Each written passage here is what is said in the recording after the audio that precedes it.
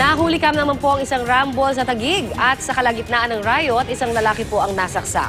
Pero ang nirereklamo ng pamilya ng biktima, nabuhay pa sana ang lalaki kung sumaklolo lang daw agad ang mga taga-barangay. May live report si Bam Alegre. Bam? Nahuli kam nga ang pananaksak sa isang 21 anyos na lalaki na di kalaunan. Pumanaw rin, narito ang ulat. Sa kuha ng CCTV ng Barangay Central Signal sa Taguig City, January 18 ng madaling araw, makikita ang tatlong lalaki na nag-uusap. Maya-maya, ilan pa ang nagdatingan na isa-isa rin namang nawala hanggang dalawa na lang ang natira. Habang nag-uusap ang dalawa, nagbalikan ng mga lalaki pero tila may tensyon na. Ilang beses tinulak ng isang dumating ang lalaki nakasombrero. Kalaunan, makikita ang pag-zoom in, zoom out, pagpihit sa kaliwa at sa kanan ng CCTV. Ibig sabihin may CCTV operator na nakakakita sa nagaganap ng sandaling iyon.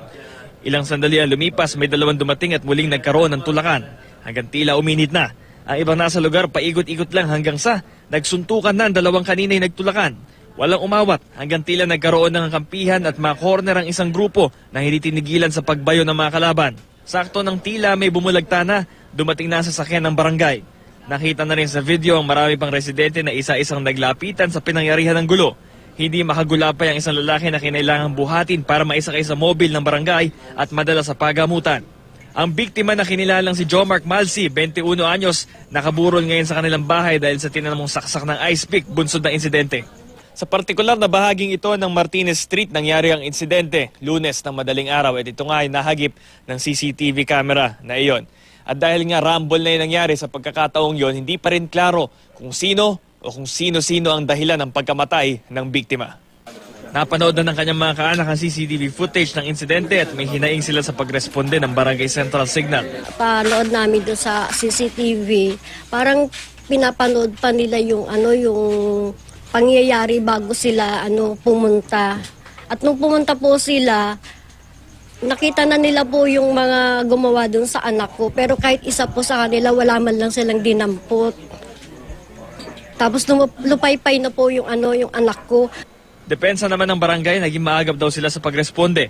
Hindi raw sila naghintay ng ulat sa radyo at nang makita nila sa CCTV na may kinukuyog ng biktima, agad daw sila nagpadala ng mga tanod.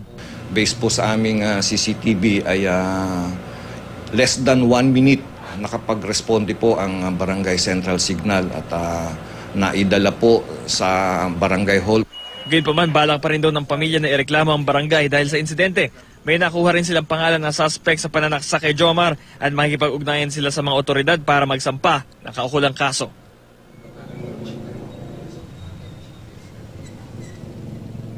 Connie, ngayong umaga nga nais na pumunta sa presinto ng pamilya ng biktima para nga magreklamo.